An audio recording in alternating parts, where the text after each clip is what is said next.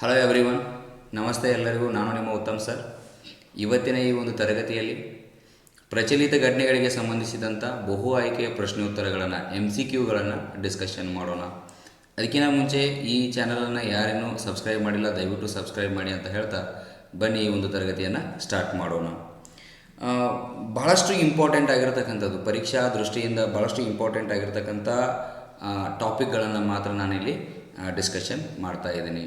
ಅದರಲ್ಲಿ first one ಯಾವುದಪ್ಪ ಅಂತಂದ್ರೆ ಎಜುಕೇಟ್ ಗರ್ಲ್ಸ್ ಸಂಸ್ಥೆಗೆ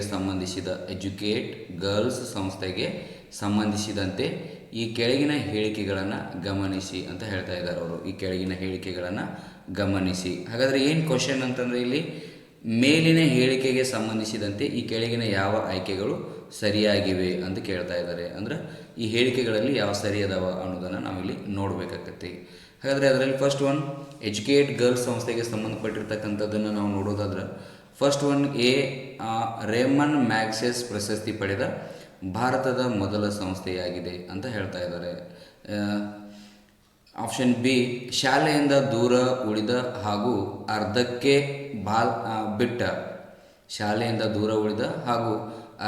ಶಾಲೆ ಬಿಟ್ಟ ಬಾಲಕಿಯರನ್ನು ಗುರುತಿಸಿ ಅವರನ್ನು ಪುನಃ ಶಿಕ್ಷಣದ ಮುಖ್ಯವಾಹಿನಿಗೆ ತರುವ ಕೆಲಸವನ್ನು ಈ ಸಂಸ್ಥೆ ಮಾಡ್ತೈತಿ ಅಂತ ಹೇಳ್ತಾ ಇದ್ದಾರೆ. ಆಪ್ಷನ್ ಸಿ, 2015ರಲ್ಲಿ ಈ ಸಂಸ್ಥೆ ಕರ್ನಾಟಕದಲ್ಲಿ ಆರಂಭವಾಯಿತು ಅಂತ ಅವ್ರು ಹೇಳ್ತಾ ಇದ್ದಾರೆ. ಆಪ್ಷನ್ ಡಿ, ಪ್ರಾಯೋಗಿಕವಾಗಿ 50 ಗ್ರಾಮಗಳ ಶಾಲೆಗಳಲ್ಲಿ ತನ್ನ ಕಾರ್ಯಕ್ರಮ ಆರಂಭಿಸಿದ ಸಂಘಟನೆ ಪ್ರಸ್ತುತ 30,000 ಗ್ರಾಮಗಳಲ್ಲಿ ತನ್ನ ಕಾರ್ಯಚಟುವಟಿಕೆಯನ್ನು ವಿಸ್ತರಿಸಿದೆ ಅಂತ ಹೇಳ್ತಾ ಇದ್ದಾರೆ ಅವರು. ಹಾಗಾದರೆ ಏನು ಆಪ್ಷನ್ ಇಲ್ಲಿ ಕೊಟ್ಟಿದ್ದಾರೆ? ಆಪ್ಷನ್ ಎ, ಸಿ, ಡಿ ಮಾತ್ರ ಸರಿ. Option B A, B, C, D. Option C, B, C ಮಾತ್ರ. Option D, A, B, D ಸರಿ ಅಂತ ಇದೆ. ಹಾಗಾದರೆ ಮೊದಲು ಇವು ಯಾವ್ಯಾವ ಸರಿ ಇದಾವೆ ಅಂತ ಮೊದಲು ನೋಡ್ಕೊಳ್ಳೋಣ, ಆಮೇಲೆ ಕ್ವಶನ್ಗೆ ಆನ್ಸರನ್ನು ಮಾಡೋಣ. ನೀವು ಪರೀಕ್ಷೆಗೆ ತಯಾರಾಗಬೇಕಾದ್ರೆ ಇದೇ ಥರ ಹೇಳಿಕೆ ರೂಪದಲ್ಲಿ ಪ್ರಶ್ನೆಗಳು ಬರುವುದರಿಂದ ನೀವು ಕೂಡ ದಯವಿಟ್ಟು ಏನು ಮಾಡಬೇಕಾಗತ್ತಪ್ಪ ಅಂತಂದ್ರೆ ಇದೇ ರೀತಿನ ನೀವು ಪ್ರಶ್ನೆಗಳನ್ನು ಸಿದ್ಧಪಡಿಸ್ಕೊಂಡು ರೆಡಿ ಆಗಬೇಕಾಗತ್ತೆ. ಅದರಲ್ಲಿ ಎಜುಕೇಟ್ ಗರ್ಲ್ಸ್ಗೆ ಸಂಬಂಧಪಟ್ಟಂಗೆ ಯಾವ್ಯಾವ ಕರೆಕ್ಟ್ ಅದಾವೆ ನೋಡೋದಾದ್ರೆ, ಆಪ್ಷನ್ ಎ ರೇಮನ್ ಮ್ಯಾಗ್ಸೆಸ್ ಪ್ರಶಸ್ತಿ ಪಡೆದ ಭಾರತದ ಮೊದಲ ಸಂಸ್ಥೆ. ಎಸ್, ಅಫ್ಕೋರ್ಸ್ ಇದು ಸರಿ ಐತಿ. ಯಾಕಪ್ಪ ಅಂತಂದ್ರೆ ಭಾರತದಲ್ಲೇ ಮೊಟ್ಟ ಮೊದಲ ಸಂಸ್ಥೆ ಯಾವುದಪ್ಪ ರೇಮನ್ ಮ್ಯಾಗ್ಸೆಸ್ ಪ್ರಶಸ್ತಿ ಪಡೆದಿರ್ತಕ್ಕಂಥದ್ದು ಅಂತಂದ್ರೆ ಈ ಎಜುಕೇಟ್ ಗರ್ಲ್ಸ್ ಸಂಸ್ಥೆ. ವ್ಯಕ್ತಿಗತವಾಗಿ ಪಡ್ಕೊಂಡಿರ್ತಕ್ಕಂಥವ್ರು ಸಾಕಷ್ಟು ಜನ ಅದಾರೆ, ಹೌದಾ? ಬಟ್ ಸಂಸ್ಥೆಯಾಗಿ ಪ್ರಶಸ್ತಿ ಪಡೆದ ಭಾರತದ ಮೊದಲ ಸಂಸ್ಥೆ, ಇದು ರೈಟ್ ಐತಿ. ಆಪ್ಷನ್ ಬಿ, ಶಾಲೆಯಿಂದ ದೂರ ಉಳಿದ ಹಾಗೂ ಅರ್ಧಕ್ಕೆ ಶಾಲೆ ಬಿಟ್ಟ ಬಾಲಕಿಯರನ್ನು ಗುರುತಿಸಿ ಅವರನ್ನು ಪುನಃ ಶಿಕ್ಷಣದ ಮುಖ್ಯ ವಾಹಿನಿಗೆ ತರುವ ಕೆಲಸ ಮಾಡ್ತತಿ. ಸಪೋಸ್ ಇದು ಕೂಡ ಏನೈತಪ್ಪ ಅಂತಂದ್ರೆ ಸರಿ ಐತಿ. ಏನಪ್ಪ ಅಂತಂದ್ರೆ ಶಾಲೆಯಿಂದ ದೂರ ಉಳಿದಿರ್ತಕ್ಕಂಥ ಹೆಣ್ಣು ಮಕ್ಕಳನ್ನು ಅಥವಾ ಶಾಲೆಯನ್ನು ಅರ್ಧಕ್ಕೆ ಬಿಟ್ಟಿರ್ತಕ್ಕಂಥ ಹೆಣ್ಣು ಮಕ್ಕಳನ್ನು ಅವರನ್ನು ಗುರುತಿಸಿ ಪುನಃ ಶಾಲೆಗೆ ಕಳಿಸುವಂಥ ಕೆಲಸ ಯಾವುದು ಮಾಡ್ತೈತಪ್ಪ ಅಂತಂದ್ರೆ ಈ ಎಜುಕೇಟ್ ಗರ್ಲ್ಸ್ ಸಂಸ್ಥೆ ಮಾಡ್ತತಿ. ಇನ್ನು ಆಪ್ಷನ್ ಸಿ, 2015ರಲ್ಲಿ ಈ ಸಂಸ್ಥೆ ಕರ್ನಾಟಕದಲ್ಲಿ ಆರಂಭವಾಯಿತು. ಎಸ್, ಇದು ರಾಂಗ್ ಆಗ್ತೈತಿ. ಏನಪ್ಪ ಅಂತಂದ್ರೆ ಈ ಒಂದು ಸಂಸ್ಥೆ 2015ರಲ್ಲಿ ಅಂತಲ್ಲ, 2007ರಲ್ಲಿ, ಹೌದಾ? 2007ರಲ್ಲಿ ಎಲ್ಲಿ ಆರಂಭ ಆಗ್ತೈತಪ್ಪ ಅಂತಂದರೆ ಇದು ರಾಜಸ್ಥಾನದಲ್ಲಿ ಆರಂಭ ಆಗ್ತೈತಿ. ಇದು ಭಾರತದಲ್ಲಿ ಎಲ್ಲಿ ಸ್ಟಾರ್ಟಿಂಗ್ ಆರಂಭ ಆಗಿದ್ದಪ್ಪ ಅಂತಂದ್ರೆ 2007 ಮತ್ತು ರಾಜಸ್ಥಾನದಲ್ಲಿ ಆರಂಭ ಆಗ್ತೈತಿ. ಹಾಗಾಗಿ ಈ ಹೇಳಿಕೆ ಏನೈತಪ್ಪ ಅಂತಂದರೆ ಇದು ರಾಂಗ್ ಐತಿ. ಡಿ, ಆಪ್ಷನ್ ಡಿ ನೋಡೋದಾದ್ರೆ, ಪ್ರಾಯೋಗಿಕವಾಗಿ 50 ಗ್ರಾಮಗಳ ಶಾಲೆಗಳಲ್ಲಿ ತನ್ನ ಕಾರ್ಯಕ್ರಮ ಆರಂಭಿಸಿದ ಸಂಘಟನೆ ಪ್ರಸ್ತುತ 30,000 ಗ್ರಾಮಗಳಲ್ಲಿ ತನ್ನ ಕಾರ್ಯಚಟುವಟಿಕೆಯನ್ನು ವಿಸ್ತರಿಸಿದೆ. ಸಪೋಸ್ ಇದು ಕೂಡ ಸರಿ ಐತಿ. ಹಾಗಾದರೆ ಎ, ಬಿ ಮತ್ತು ಡಿ ಸರಿಯಾದವ. ಈ ಕೆಳಗಿನ ಆಯ್ಕೆಗಳಲ್ಲಿ ಎ, ಬಿ ಮತ್ತು ಡಿ ಯಾವುದೈತಿ ಅದನ್ನು ನಾವು ನೋಡ್ಕೋಬೇಕಾಗತ್ತಿ. ಆಪ್ಷನ್ ಎ, ಸಿ, ಡಿ ಐತಿ, ಅಂದರೆ ಸಿ ರಾಂಗ್ ಐತಿ. ಇಲ್ಲಿ ಕೂಡ ಸಿ ರಾಂಗ್ ಐತಿ. ಏನು ಮಾಡ್ಬೇಕು ನಾವು? ಯಾವುದು ರಾಂಗ್ ಐತಲ್ಲ, ಯಾವ ಆಪ್ಷನ್ಯಾಗ ಐತಿ ಅದನ್ನು ಎಲ್ಲ ಹೊಡೆದಾಕ್ಬೇಕಾಗತ್ತಿ. ಹಾಗಾದರೆ ಈ ಎ, ಬಿ, ಸಿಗಳಲ್ಲಿ ಸಿ ಇರೋದ್ರಿಂದ ಇವು ಮೂರು ಏನಾಗ್ತವ ರಾಂಗ್ ಆಗ್ತೈತಿ. ಹಾಗಾದರೆ ಎ ಮತ್ತು ಬಿ ಮತ್ತು ಡಿ ಐತಲ್ಲ, ಆಪ್ಷನ್ ಡಿ ಇದಕ್ಕೆ ಸರಿಯಾದ ಉತ್ತರ ಆಗ್ತೈತಿ. ಆಪ್ಷನ್ ಡಿ ಇದಕ್ಕೆ ಸರಿಯಾದ ಉತ್ತರ ಆಗ್ತೈತಿ. ನೆಕ್ಸ್ಟ್ ಕ್ವಶನ್ ನೋಡೋದಾದ್ರೆ, ಈ ಕೆಳಗಿನ ಯಾವ ಸ್ಥಳದಲ್ಲಿ 2025ರ ಶಾಂಘೈ ಕೋಆಪರೇಷನ್, ಈ ಕೆಳಗಿನ ಸ್ಥಳದಲ್ಲಿ ಶಾಂಘೈ ಸಹಕಾರ ಶೃಂಗಸಭೆ, ವೆರಿ ಇಂಪಾರ್ಟೆಂಟ್ ಅಪ್ಕಮಿಂಗ್ ಎಕ್ಸಾಮ್ಗಳಲ್ಲಿ, ಯಾಕಂತಂದ್ರೆ ರೀಸೆಂಟಾಗಿ ನಡೆದಿರ್ತಕ್ಕಂಥದ್ದು ಶಾಂಘೈ ಸಹಕಾರ ಶೃಂಗಸಭೆ ಜರುಗಿತು ಅಂತ ಕೇಳಿದ್ದಾರೆ. ಯಾವ ಸ್ಥಳದಲ್ಲಿ? ಆಪ್ಷನ್ ಎ ದೆಹಲಿ ಭಾರತದಲ್ಲಿರ್ತಕ್ಕಂಥದ್ದು, option B Tianjin China, option C Moscow ರಷ್ಯಾದಲ್ಲಿರ್ತಕ್ಕಂಥದ್ದು, ಆಪ್ಷನ್ ಡಿ ತಾಸ್ಕೆಂಟ್ ಉಜ್ಬೇಕಿಸ್ತಾನದಲ್ಲಿ ಇರ್ತಕ್ಕಂಥದ್ದು. ಇದಕ್ಕೆ ಸರಿಯಾದ ಉತ್ತರ ಏನಪ್ಪ ಅಂತಂದರೆ ಇತ್ತೀಚೆಗೆ ಈ ಶಾಂಘೈ ಕೋಆಪ್ರೇಷನ್ ಸಹಕಾರ ಶೃಂಗಸಭೆ ನಡೆದೈತಿ. ಅದು ಎಲ್ಲಿಪ್ಪ ಅಂತಂದ್ರೆ ಆಪ್ಷನ್ ಬಿ ಟಿಯಾನ್ಜಿನ್ ಇದಕ್ಕೆ ಸರಿಯಾದ ಉತ್ತರ ಆಗ್ತೈತಿ. ಚೀನಾದಲ್ಲಿರ್ತಕ್ಕಂಥ ಟಿಯಾನ್ಜಿನ್ ಇದಕ್ಕೆ ಸರಿಯಾದ ಉತ್ತರ. ಶಾಂಘೈ ಕೋಆಪ್ರೇಷನ್ ಐತಲ್ಲ, ವೆರಿ ಇಂಪಾರ್ಟೆಂಟ್ ಅಪ್ಕಮಿಂಗ್ ಎಕ್ಸಾಮ್ಗಳಲ್ಲಿ. ಇದು ಶಾಂಘೈ ಕೋಆಪ್ರೇಷನ್ ಐತಲ್ಲ 1996ರಲ್ಲಿ ಇದು ಶಾಂಘೈ 5 ಅಂತ ಆರಂಭ ಆಗಿತ್ತು. ಇದು ಫಸ್ಟಿಗೆ ಹೌದಾ, ಶಾಂಘೈ 5 ಅಂಥೇಳಿ ಆರಂಭ ಆಗಿತ್ತು. 5 ರಾಷ್ಟ್ರಗಳು ಕೂಡಿಕೊಂಡು ಇದನ್ನು ಆರಂಭ ಮಾಡಿರ್ತಕ್ಕಂಥದ್ದು. ಒಂದು ಚೀನಾ, ರಷ್ಯಾ, ಉಜ್ಬೇಕಿಸ್ತಾನ್, ಕಜಕಿಸ್ತಾನ್ ಮತ್ತು ತಜಿಕಿಸ್ತಾನ್ಗಳು ಸೇರಿ ಏನು ಮಾಡಿದಪ್ಪ ಅಂತಂದ್ರೆ ಈ ಶಾಂಘೈ 5ಅನ್ನು ಸ್ಥಾಪನೆ ಮಾಡಿದ್ದು. ಇದು 2001ರಲ್ಲಿ ಏನಾಗ್ತೈತಿಪ್ಪ ಅಂತಂದ್ರೆ ಶಾಂಘೈ ಕೋಆಪ್ರೇಷನ್ ಆರ್ಗನೈಜೇಷನ್ ಅಂತ ಆಗ್ತೈತಿ. ಎಲ್ಲಿಪ್ಪ ಅಂತಂದ್ರೆ ಬೀಜಿಂಗ್ದಲ್ಲಿ ಇದು ಆಗ್ತೈತಿ, ಬೀಜಿಂಗ್ ಹೌದಾ. ಶಾಂಘೈ ಕೋಆಪ್ರೇಷನ್ ಅಂಥೇಳಿ ಚೀನಾದಲ್ಲಿ ಇದನ್ನು ಮರುನಾಮಕರಣ ಮಾಡಲಾಗ್ತೈತಿ. ಮತ್ತು ಭಾರತ ಇದರ ಸದಸ್ಯತ್ವವನ್ನು ಪಡೆದುಕೊಂಡಿದ್ದನ್ನು ಅಫ್ಕೋರ್ಸ್ 2017ರಲ್ಲಿ ಹೌದಾ. 2017ರಲ್ಲಿ ಭಾರತ ಮತ್ತು ಪಾಕಿಸ್ತಾನ್ ಎರಡೂ ಕೂಡ ಏನು ಮಾಡ್ತಾವಪ್ಪ ಅಂತಂದ್ರೆ ಈ ಶಾಂಘೈ ಕೋಆಪ್ರೇಷನ್ ಶೃಂಗಸಭೆಯ ಸದಸ್ಯತ್ವವನ್ನು ಪಡ್ಕೋತಾವೆ. ಭಾರತ ಇದರದ ಸದಸ್ಯತ್ವ ಪಡ್ಕೋತೈತಿ. ಮತ್ತು ಈ ವೆರಿ ಇಂಪಾರ್ಟೆಂಟ್ ಭಾರತಕ್ಕೆ ಏನಪ್ಪ ಅಂತಂದ್ರೆ ಇದು ವಾರಣಾಸಿ ಐತಲ್ಲ, ಸಾಂಸ್ಕೃತಿಕ ಕೇಂದ್ರ ಕಚೇರಿ ಯಾವುದಪ್ಪ ಅಂತಂದ್ರೆ ಶಾಂಘೈ ಕೋಆಪ್ರೇಷನ್ದು ಅದು ವಾರಣಾಸಿ ಏನೈತಪ್ಪ ಅಂತಂದ್ರೆ ಶಾಂಘೈ ಕೋಆಪ್ರೇಷನ್ದು ಪ್ರವಾಸೋದ್ಯಮ ಮತ್ತು ಸಾಂಸ್ಕೃತಿಕ ಕೇಂದ್ರವಾಗಿ ಇದನ್ನು ಇತ್ತೀಚೆಗೆ ಗುರುತು ಮಾಡಿದ್ದಾರೆ. ಸಾಂಸ್ಕೃತಿಕ ಮತ್ತು ಪ್ರವಾಸೋದ್ಯಮದ ಕೇಂದ್ರವಾಗಿ ಇದನ್ನು ಮಾಡಿದ್ದಾರೆ. ಸಾಂಸ್ಕೃತಿಕ ಮತ್ತು ಪ್ರವಾಸೋದ್ಯಮಕ್ಕೆ ವೆರಿ ಇಂಪಾರ್ಟೆಂಟ, ಓದಬೇಕಿದೆ. ಇಂಡಿಯಾಕ್ಕೆ ಸಂಬಂಧಪಟ್ಟಂಗೆ ಸಾಂಸ್ಕೃತಿಕ ಮತ್ತು ಪ್ರವಾಸೋದ್ಯಮದ ಕೇಂದ್ರ ಕಚೇರಿ ಎಲ್ಲಿತ್ತಪ್ಪ ಅಂತಂದ್ರೆ ವಾರಣಾಸಿಯಲ್ಲಿ ಐತಿ. ಯಾವುದು ಅಂತಂದ್ರೆ ಶಾಂಘೈ ಕೋಆಪ್ರೇಷನ್ದು. ಸೊ ಇದನ್ನು ಪರೀಕ್ಷಾ ದೃಷ್ಟಿಯಿಂದ ಭಾಳ ಇಂಪಾರ್ಟೆಂಟ್ ಆಗ್ತೈತಿ. ಇದು ಎಲ್ಲೈತಪ್ಪ ಅಂತಂದ್ರೆ ಮೊನ್ನೆ ನಡೆದದ್ದು ಟಿಯಾನ್ಜಿನ್ ಚೀನಾದಲ್ಲಿ. ಓಕೆ. ಆ್ಯಂಡ್ ಥರ್ಡ್ ಕ್ವಶನ್, ಪ್ರತಿಭಾ ಸೇತು ಯೋಜನೆಗೆ ಸಂಬಂಧಿಸಿದ ವೆರಿ ಇಂಪಾರ್ಟೆಂಟ ಹೌದಾ. ಪ್ರತಿಭಾ ಸೇತು ಯೋಜನೆಗೆ ಸಂಬಂಧಿಸಿದಂತೆ ಈ ಕೆಳಗಿನ ಹೇಳಿಕೆ ಯಾವ ಹೇಳಿಕೆ ಸರಿಯಾಗಿದೆ ಅಂತ ಕೇಳಿದ್ದಾರೆ ಅವರು.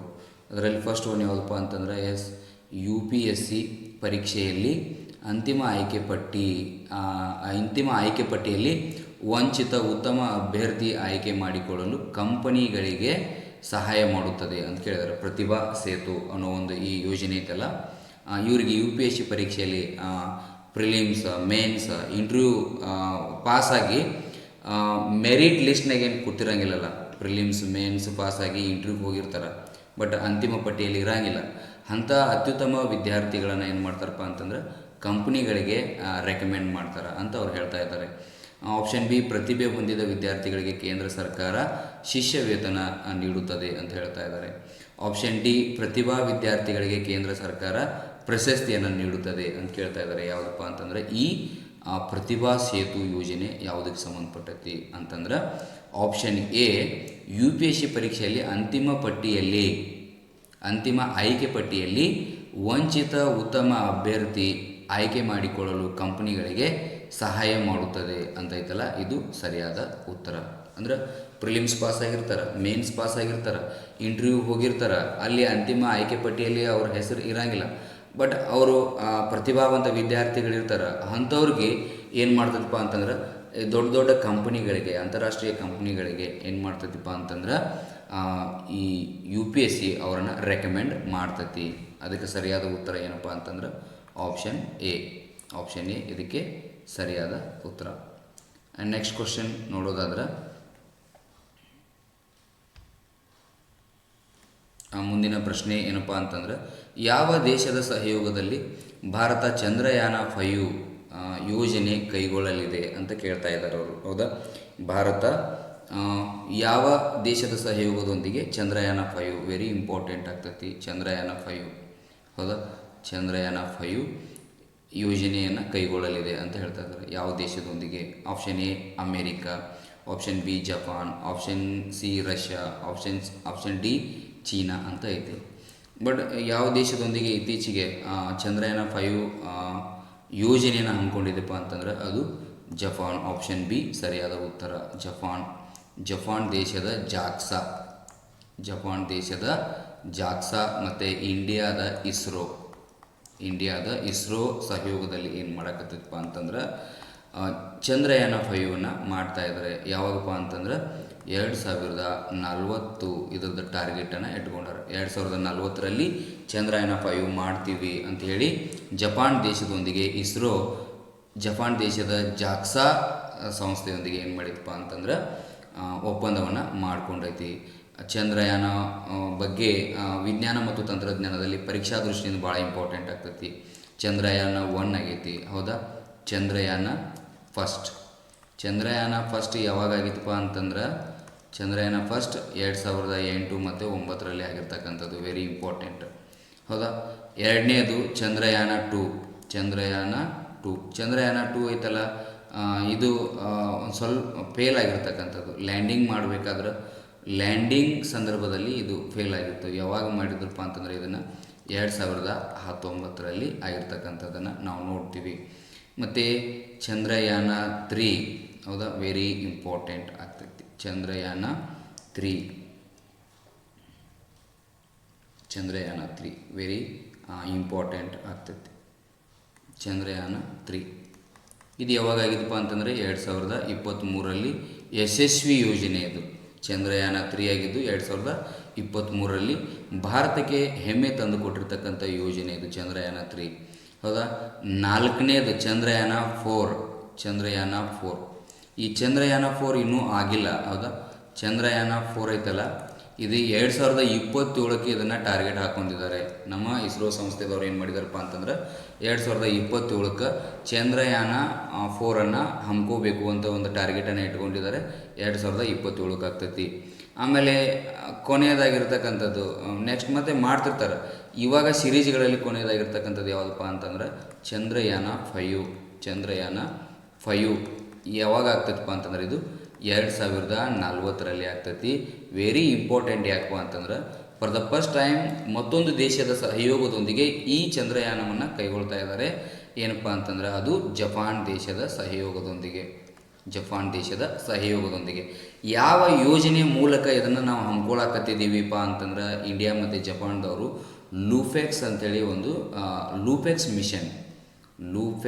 ಮಿಷನ್ ಅಂಥೇಳಿ ಒಂದು ಯೋಜನೆ ಮೂಲಕ ಈ ಒಂದು ಚಂದ್ರಯಾನ 5 ನಾವು ಮಾಡ್ಕೋತಾ ಇದ್ದೀವಿ. Very important. ಲೂಫೆಕ್ಸ್ ಮಿಷನ್ ಮೂಲಕ ನಾವೇನು ಮಾಡ್ತಾಯಿದ್ದೀವಿ, ಚಂದ್ರಯಾನ 5 ಮಾಡ್ತಾ ಇದ್ದೀವಿ. ಆ್ಯಂಡ್ ನೆಕ್ಸ್ಟ್ ಕ್ವಶನ್ ಏನಪ್ಪ ಅಂತಂದ್ರೆ ಮೈತ್ರಿ ಸಮರಾಭ್ಯಾಸ ಕೇಳ್ತಾ ಇದ್ದಾರೆ ಅವರು. ಕ್ವಶನ್ ಏನಪ್ಪ ಅಂತಂದ್ರೆ 5ನೇದು ಮೈತ್ರಿ ಸಮರಾಭ್ಯಾಸ ಈ ಕೆಳಗಿನ ಯಾವ ದೇಶಗಳ ಮಧ್ಯೆ ನಡೆಯುತ್ತದೆ ಅಂತ ಕೇಳ್ತಾ ಇದ್ದಾರೆ. ಅಂದರೆ ಮೈತ್ರಿ ಸಮರಾಭ್ಯಾಸ ಅಂತಂದರೆ 2 ದೇಶಗಳ ಸೈನಿಕ ವ್ಯವಸ್ಥೆಗಳು ಮಾಡಿಕೊಂಡಿರ್ತಕ್ಕಂಥ ಒಂದು ಅಭ್ಯಾಸದ ಕ್ರಮ. ಏನಪ್ಪ ಅಂತಂದ್ರೆ ಮಿಲಿಟರಿ ಎಕ್ಸಸೈಸ್ ಅಂತ ಕರಿತೀವಿ. ಮಿಲಿಟರಿ ವ್ಯಾಯಾಮ ಅಂತ ಕೂಡ ಕರಿತೀವಿ.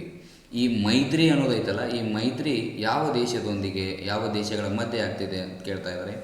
Option A Bharat Thailand, option B Bharat Philippines, option C Bharat Russia, option D Bharat ಮತ್ತು ಅಮೇರಿಕಾ ಅಂತ ಹೇಳ್ತಾ ಇದ್ದಾರೆ.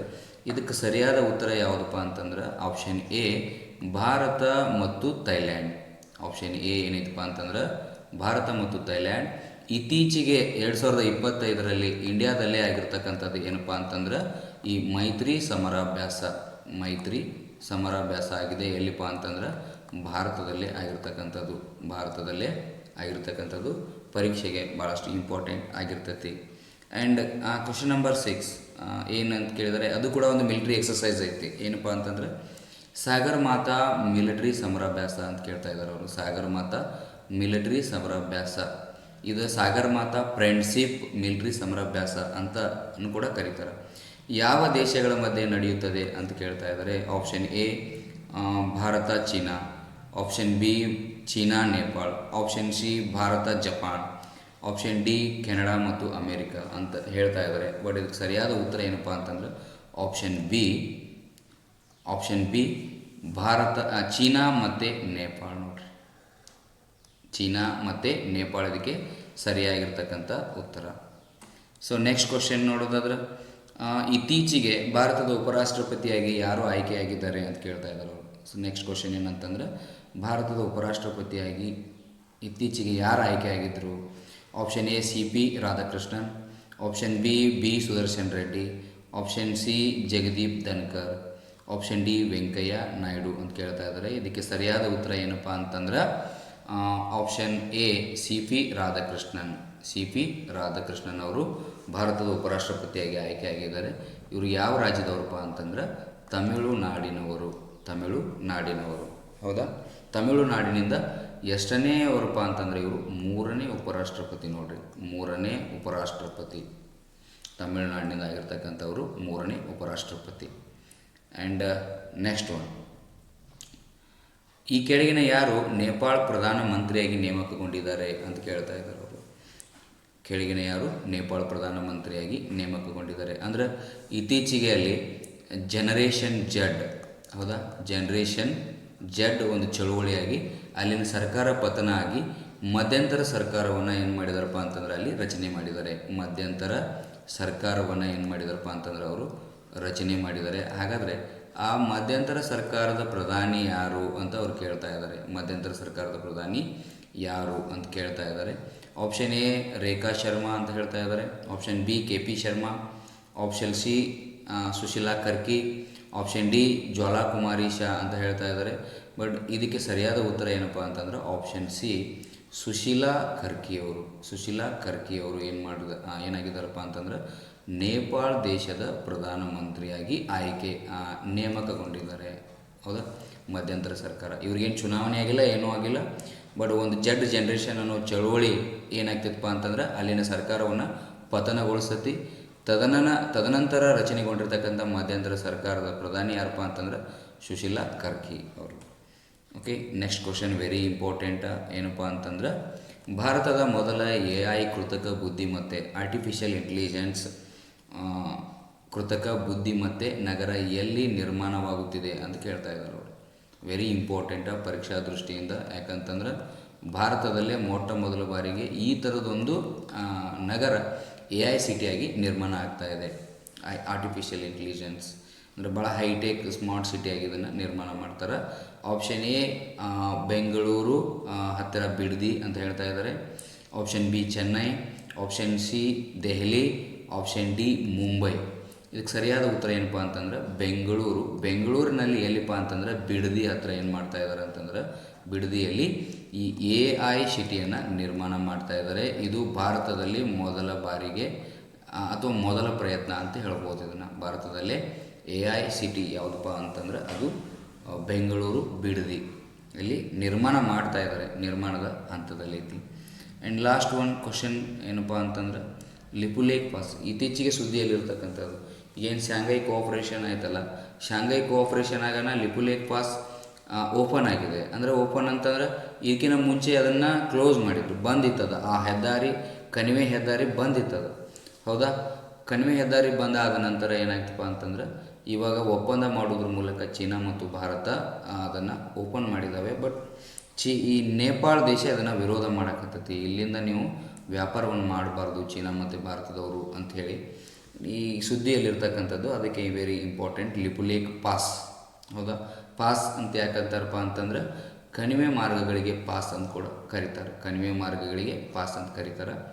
ಅದು ನಿಮಗೆ ಗೊತ್ತಿರಬೇಕು. ಲಿಪುಲೇಖ್ ಪಾಸ್ ಯಾವ ರಾಜ್ಯದಲ್ಲಿದೆ? ಅರುಣಾಚಲ್ ಪ್ರದೇಶ್, ಬಿಹಾರ್, ಉತ್ತರಾಖಂಡ್, ಅಸ್ಸಾಂ ಅಂತ ಹೇಳ್ತಾ ಇದ್ದಾರೆ. ಹೌದಾ, ಕೆಳಗಿನ ಯಾವ ರಾಜ್ಯದಲ್ಲಿ ಐತೆ ಅಂತಂದರೆ ಇದಕ್ಕೆ ಸರಿಯಾದ ಉತ್ತರ ಆಪ್ಷನ್ ಸಿ ಉತ್ತರಾಖಂಡ್ನಲ್ಲಿ ಕಂಡುಬರ್ತೈತಿ. ಉತ್ತರಾಖಂಡ್ ಒಂಥರ ಟ್ರೈ ಜಂಕ್ಷನ್ನಲ್ಲಿರ್ತಕ್ಕಂಥ ಲಿಪುಲೇಖ್ ಪಾಸ್. ಇದು ಯಾವುದ್ಯಾವುದು ದೇಶಗಳು ಬರ್ತಾವೆ ಇಲ್ಲಿಪ್ಪ ಅಂತಂದ್ರೆ ಚೀನಾ ಐತಿದ್ರ ಅಲ್ಲಿ. ಹೌದಾ, ಚೀನಾ, ಭಾರತ ಮತ್ತು ನೇಪಾಳ ಗಡಿ ಪ್ರದೇಶಗಳು ಇಲ್ಲಿ ಸೇರ್ತಾವೆ. ಈ ಒಂದು ಪಾಯಿಂಟ್ನಾಗ ಸೇರ್ತಾವಲ್ಲ, ಈ ಪಾಯಿಂಟ್ನಾಗ ಲಿಪುಲೇಖ್ ಪಾಸ್ ಐತಿ. ಲಿಪುಲೇಖ್ ಪಾಸ್ ಇರೋದನ್ನು ನಾವು ಇಲ್ಲಿ ನೋಡ್ಬೋದು. ಈ ಪಾಯಿಂಟ್ನಲ್ಲಿರ್ತಕ್ಕಂಥ ಸ್ಟೇಟ್ ಯಾವುದಪ್ಪ ಅಂತಂದ್ರೆ ನಮ್ಮದು ಉತ್ತರಾಖಂಡ್. ಹೌದಾ, ಉತ್ತರಾಖಂಡ್ ಐತಿ. ಹಾಗಾಗಿ ವೆರಿ ಇಂಪಾರ್ಟೆಂಟ. ಈ ಲಿಪುಲೇಖ್ ಪಾಸ್ ಎಲ್ಲೈತಪ್ಪ ಅಂತಂದ್ರೆ ಉತ್ತರಾಖಂಡ್. ಸೊ ಇಲ್ಲಿ ಬಹಳಷ್ಟು ಇಂಪಾರ್ಟೆಂಟ್ ಇರತಕ್ಕಂಥ ಪರೀಕ್ಷಾ ದೃಷ್ಟಿಯಿಂದ ಬಹುಮುಖ್ಯ ಆಗಿರ್ತಕ್ಕಂಥ ಟಾಪಿಕ್ಗಳನ್ನು ಮಾತ್ರ ಡಿಸ್ಕಷನ್ ಮಾಡಿದ್ದೀನಿ. ಐ ಹೋಪ್ ಇದೆಲ್ಲ ನಿಮಗೆ ಅಂಡರ್ಸ್ಟ್ಯಾಂಡಿಂಗ್ ಆಗಿದೆ ಅನ್ಕೋತೀನಿ. ದಯವಿಟ್ಟು ಅರ್ಥ ಆಗಿದ್ರೆ ನಮ್ಮ ಚಾನಲನ್ನು ಸಬ್ಸ್ಕ್ರೈಬ್ ಮಾಡಿರಿ, ಲೈಕ್ ಮಾಡಿರಿ ಮತ್ತು ಶೇರ್ ಮಾಡಿರಿ ಅಂತ ಹೇಳ್ತಾ ಧನ್ಯವಾದಗಳು. Thank you.